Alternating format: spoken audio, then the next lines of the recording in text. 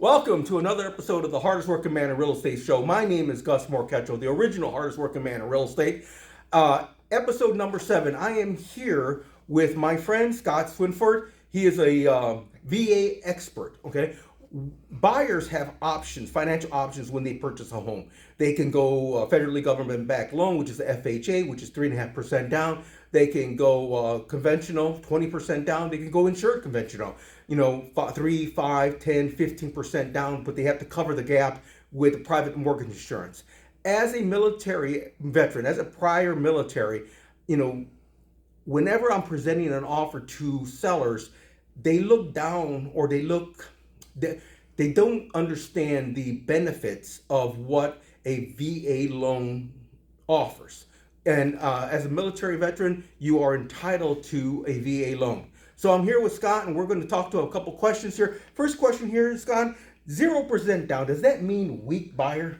No, not at all. And first, Gus, let me just say thank you for your service.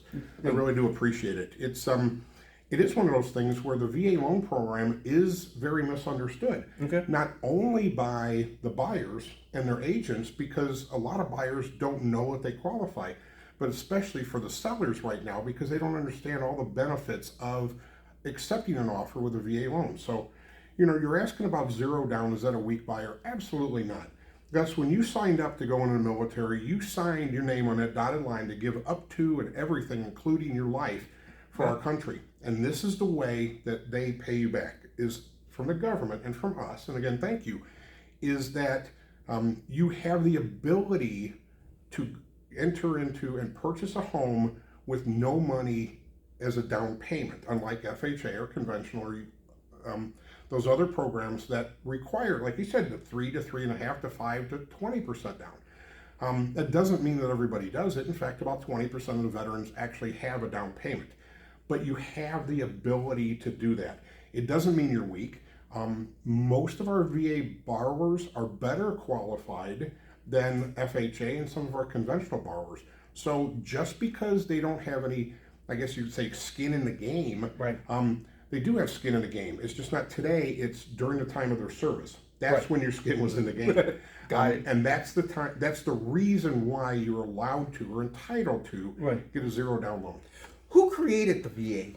Well, that was something that happened during President Lincoln. It's the VA loan program. It's where they wanted to reward the soldiers as well as their widows and their children for their service to the country. So they created this. Okay. Much different than it is now.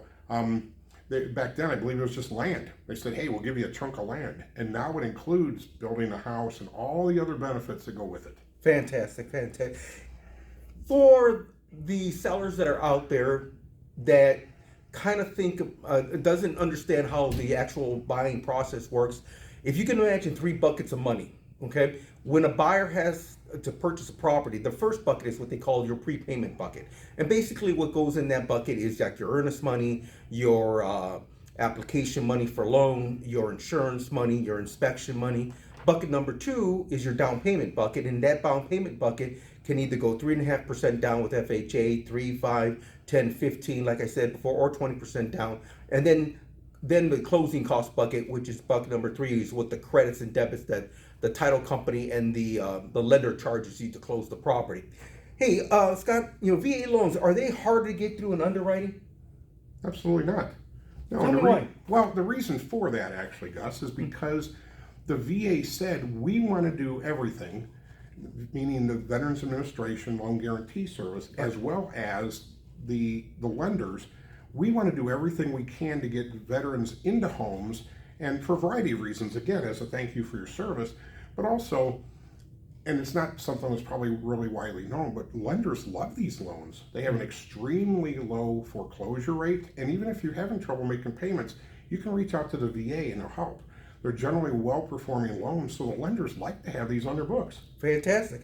VA loans, do they take longer to close? Not at all. Once again, the process is a little simpler.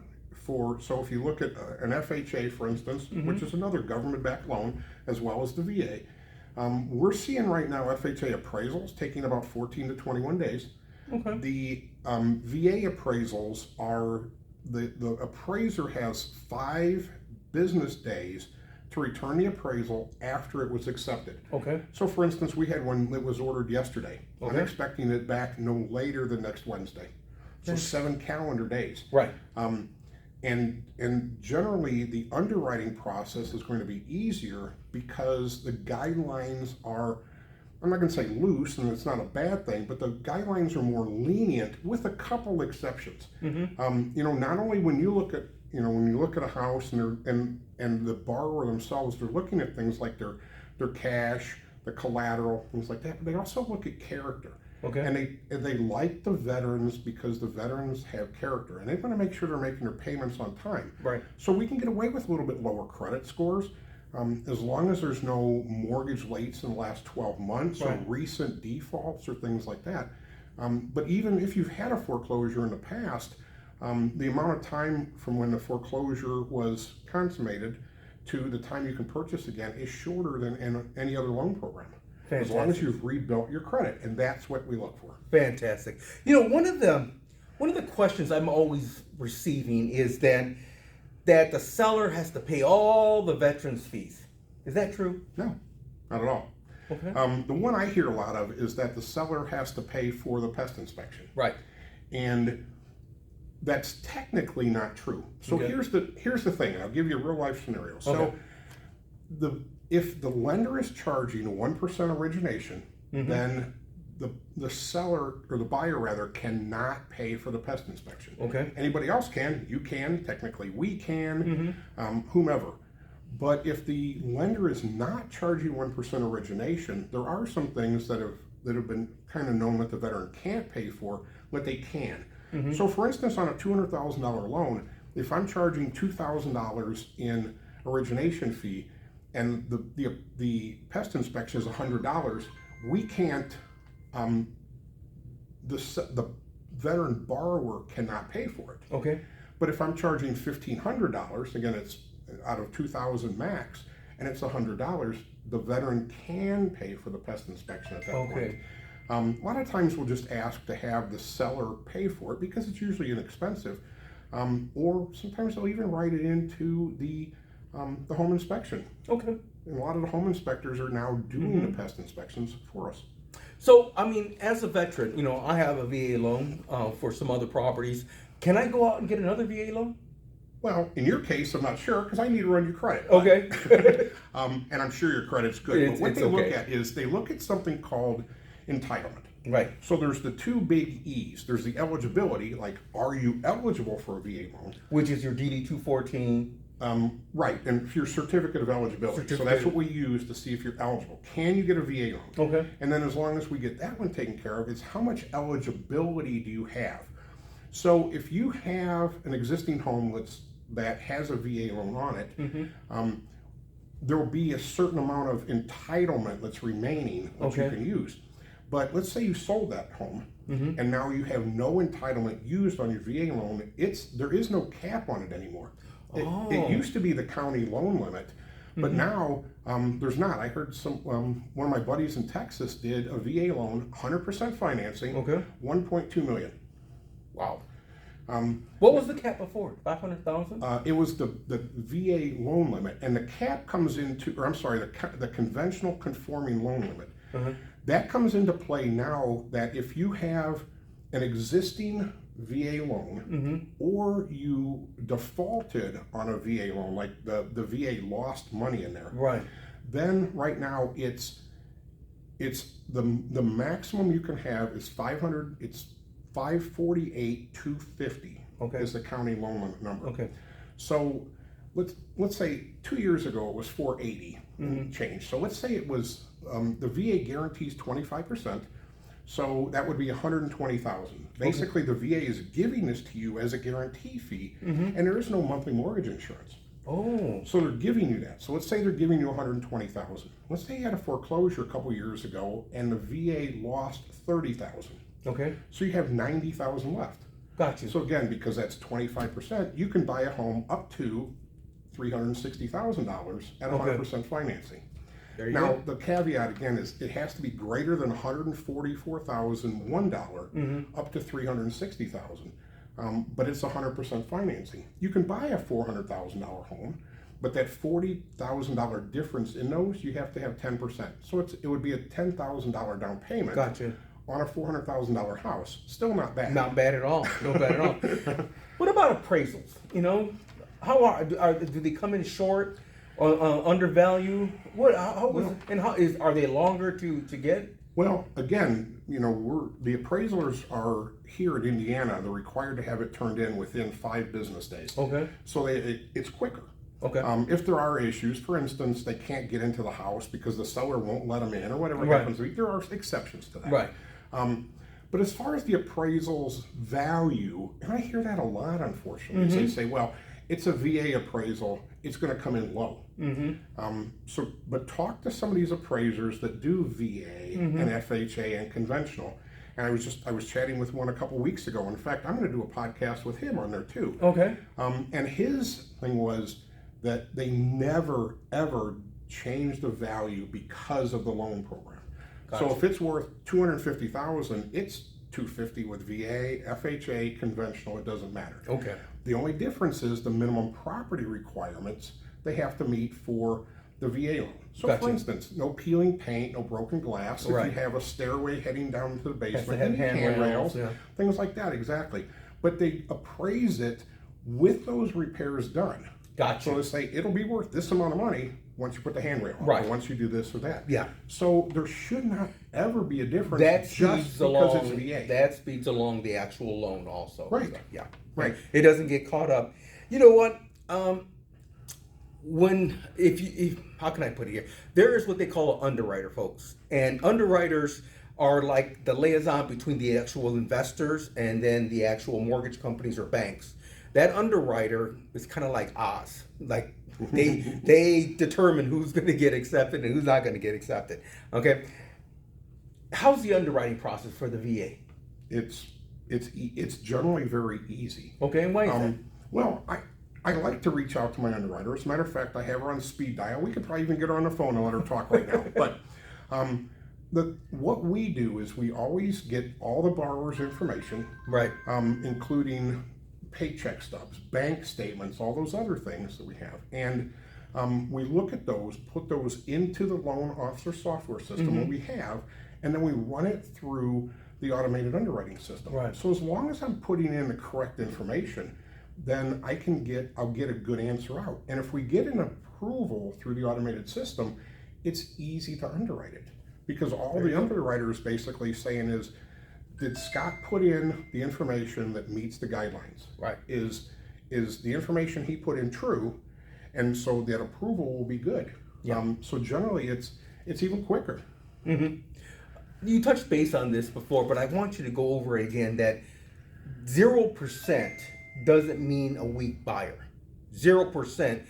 The reason why veterans are entitled is because of the service that they perform for our country. Yes. Okay? So that is an entitlement.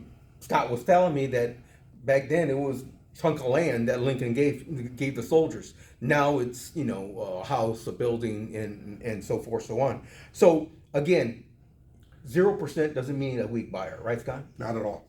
Not at all. In fact, the majority of our buyers, like I said, have better credit scores. Of our VA borrowers, I should say, have better credit scores, more money in the bank, and higher yearly income than a lot of our other government type borrowers. So it doesn't mean they're any less qualified. Oftentimes they're very well qualified, but they're using their benefit. Right.